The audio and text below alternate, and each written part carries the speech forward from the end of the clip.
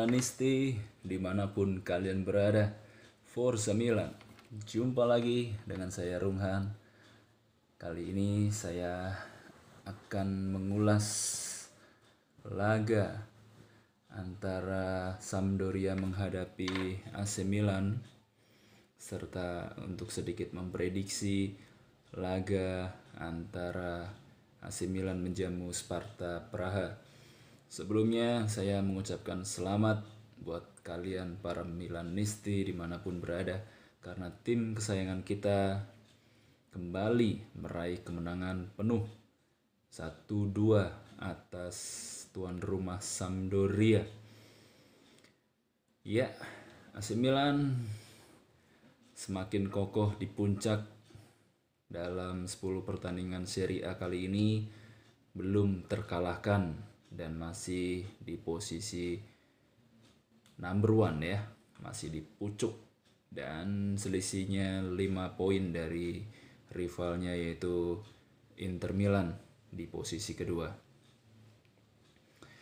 Kemenangan 1-2 sesuai prediksi saya di sebelumnya bahwa AC Milan tidak akan mudah menghadapi Sampdoria, karena memang kita tahu tim asuhan Ranieri ini selalu merepotkan AC Milan di musim-musim sebelumnya.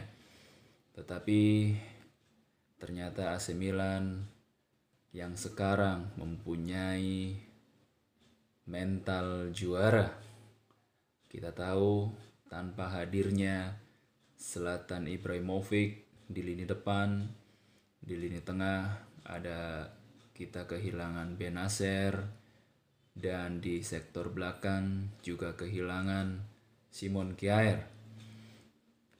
Tidak hadirnya 3 pemain penting AC Milan terbukti cukup merepotkan dalam 2 pertandingan sebelumnya. Yang pertama menghadapi Celtic, terbukti AC Milan tertinggal 2 gol terlebih dahulu, dan menghadapi Sampdoria kemarin di menit-menit awal AC Milan tertekan sampai ada peluang bersih ya dari Tonelli, pemain Sampdoria, yang harus membuat Donnarumma melakukan penyelamatan akrobatik yang luar biasa. Dan akhirnya AC Milan yang sekarang membuktikan bahwa mentalitas mereka sudah baik dan kembali meraih kemenangan walaupun tipis, tetapi luar biasa. AC Milan yang sekarang dia membuktikan bahwa tidak adanya Ibra, mereka tidak tergantung penuh kepada Ibra, tetapi memang kerjasama tim dan mentalitas para pemain muda ini luar biasa sekali. Ya, sangat memuaskan tentu saja buat saya pribadi kemenangan ini, dan siap menghadapi next Sparta Praha ya di lanjutan matchday ke-6 Eropa. Sebelum saya mengulas dan memprediksi laga antara Sparta menghadapi AC Milan, saya akan sedikit membacakan fakta dan angka Sampdoria versus AC Milan kemarin. Dari 6 statistik kunci yang muncul dari pertandingan hari Minggu, asuhan Pioli meraih kemenangan penting dengan mencatatkan yang pertama, AC Milan meraih 8 kemenangan dari 10 pertandingan pembukaan Serie A. Hanya beda 1 kesempatan pada tahun 1954-1955 AC Milan menang 9 dari 10 pertandingan pembuka. Ini luar biasa. AC Milan sudah menyamakan rekor yang sudah berapa puluh tahun bahwa pembukaan AC Milan tidak terkalahkan. Di musim ini AC Milan ditahan 2 kali imbang ya. Jadi AC Milan menang 8 kali, tetapi tentu saja masih bisa menyamai bahkan melebihi rekor pada tahun 1954-1955 tersebut, karena masih panjang. Semoga next di Serie A Milan akan menghadapi Parma, kemungkinan bisa meraih kemenangan kembali. Amin ya. Lalu yang kedua, tim ini telah mencetak rekor baru, yaitu Rossoneri untuk gol yang dicetak dalam pertandingan Serie A berturut-turut sebanyak 30 gol. Ini luar biasa.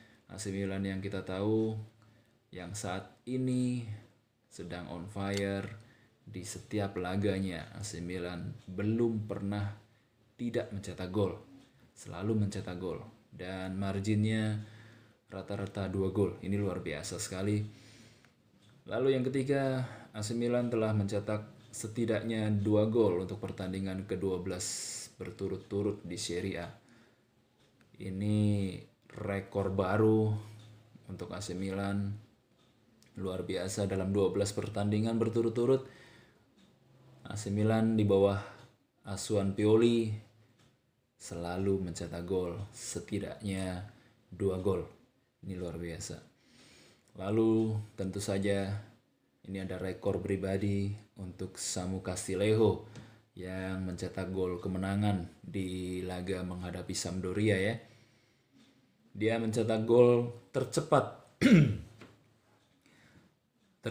sebagai pemain pengganti Serie A.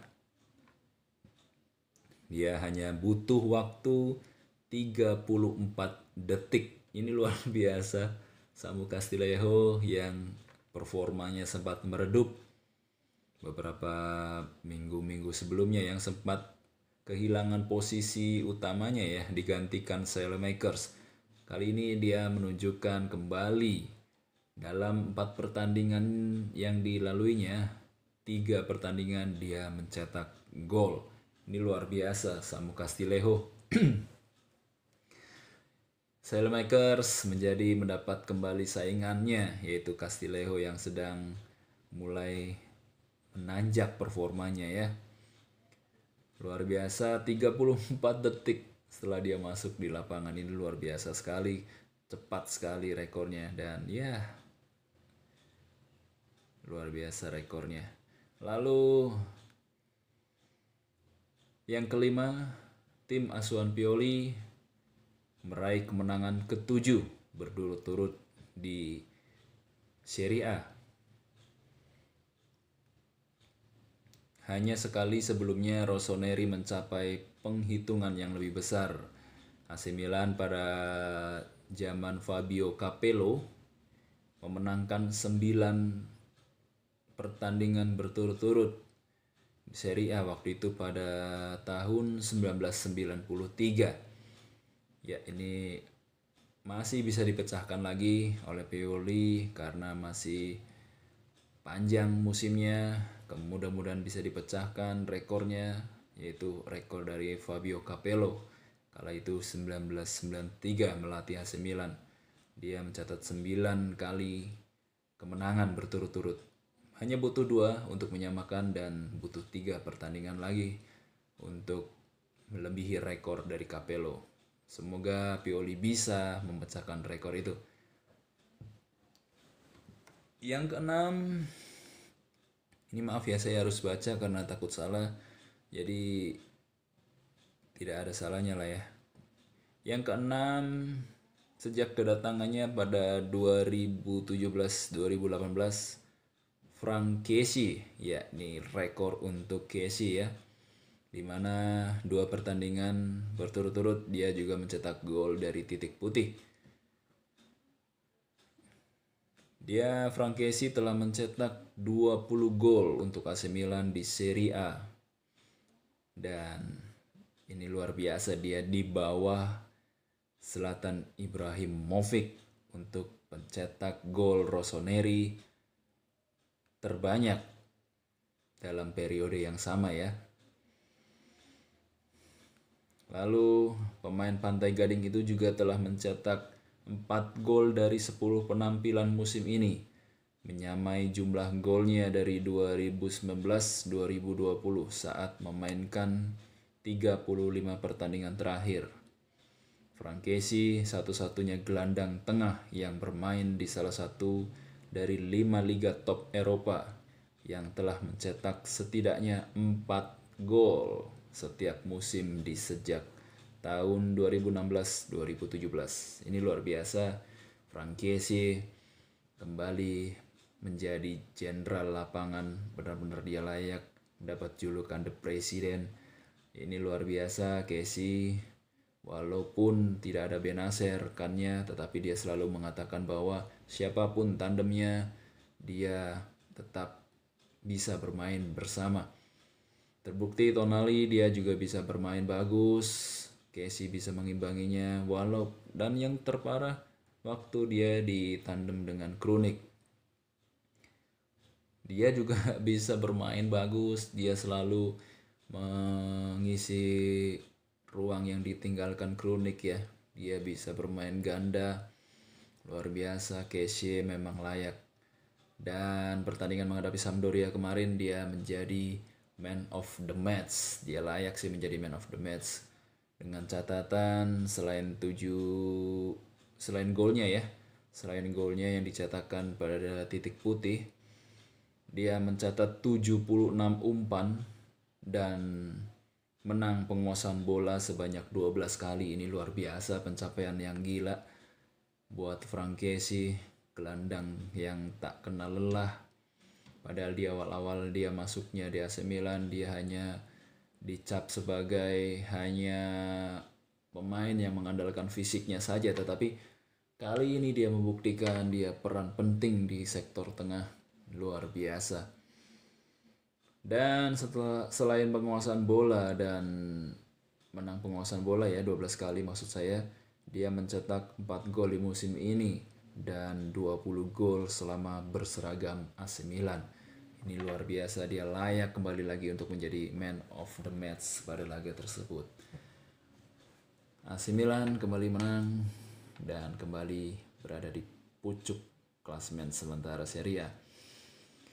Itu tadi ulasan antara Sampdoria menghadapi AC Milan. Kali ini saya akan kembali sedikit mengulas laga menghadapi Sparta Praha ya. Laga tersebut tentu saja kedua tim tidak akan bermain habis-habisan karena kita tahu AC Milan sudah dipastikan lolos dan Sparta sendiri dipastikan tersingkir dari babak 32 besar ya. Hanya saja AC Milan apabila menang dan Lille ditahan imbang atau kalah oleh Celtic, AC Milan bisa berada di puncak klasemen grup H. Jadi motivasinya hanya itu, walaupun cukup berat peluangnya karena kita tahu Lille hanya menghadapi Celtic. Tetapi tentu saja tidak ada yang tidak mustahil. Jadi saya pastikan AC Milan akan tetap kembali meraih kemenangan karena di laga sebelumnya AC Milan menang 3-0. Kali ini saya memprediksi menghadapi Sparta Praha skornya 2-0 untuk AC Milan. Karena kita tahu Sparta bermain bagus dalam matchday sebelumnya ya. Dia menang atas Celtic dan menghadapi Lille juga cukup merepotkan, walaupun kalah tetapi dia sempat mencetak gol terlebih dahulu. Ya, tentu saja kedua tim akan bermain lepas tanpa beban dan kita tahu AC Milan juga ya kemungkinan akan kembali memainkan sektor keduanya. Yang di penjaga gawang tentu saja tidak tergantikan, masih Donnarumma. Prediksi line up dari saya. Lalu di sektor bek kanan tentu saja Dalot yang akan diturunkan, dan di sektor center back Kjaer tentu saja belum bisa dimainkan dan akan digantikan oleh Gabbia yang akan mendampingi Romagnoli. Lalu di bek kiri Theo Hernandez masih jadi andalan, dan kemungkinan di sektor midfielder Tonali akan kembali diturunkan. Lalu kemungkinan Frank Kessie ya akan ditandemkan kembali dengan Tonali. Walaupun tidak menutup kemungkinan si Krunic akan kembali dimainkan, tetapi saya rasa akan dimainkannya nanti di babak kedua untuk menggantikan Kessie. Lalu di sektor forward yang di sayap kanan yang akan bermain Samu Castillejo yang sedang on fire ya. Kemungkinan akan diturunkan. Lalu di sektor tengah ada Brahim Diaz. Walaupun kemarin menghadapi Sampdoria dia menjadi pilihan utama, kali ini saya rasa akan diturunkan di menit awal. Prediksi dari saya untuk menambah jam terbangnya. Lalu di sektor sayap kiri bisa kemungkinan Hauge akan diturunkan. Jadi akan diistirahatkan dulu kemungkinan untuk melawan Sparta. Lalu di depan masih ada Ante Rebic yang belum mencetak gol selama jadi target man. Jadi saya rasa ini kesempatan untuk Stefano Pioli sebetulnya untuk menurunkan Colombo ya, menggantikan Rebic. Karena pertandingan nanti tidak ada beban untuk menang ataupun kalah karena sudah dipastikan lolos ke babak fase 32 besar. Ya itu kemungkinan line up yang akan diturunkan menurut prediksi saya. Jadi buat kalian para Milanisti yang punya prediksi skor atau line up, boleh tulis di kolom komentar di bawah ini. Dan terima kasih buat kalian yang sudah subscribe channel ini, mensupport channel ini. Terima kasih. Dan buat kalian para Milanisti yang belum subscribe, silahkan subscribe dan tekan tombol loncengnya untuk selalu mengupdate video dari saya. Jangan lupa untuk share ke teman-teman Milanisti lainnya. Dan apabila kalian suka dengan channel ini, tekan tombol like-nya. Terima kasih. Demikian dulu ulasan dan prediksi dari saya. Buat kalian para Milanisti, sehat selalu dan semangat terus di dalam masa pandemi COVID-19. Sehat terus untuk kalian dan keluarga kalian dimanapun berada. Saya Rumhan, pamit. Forza Milan.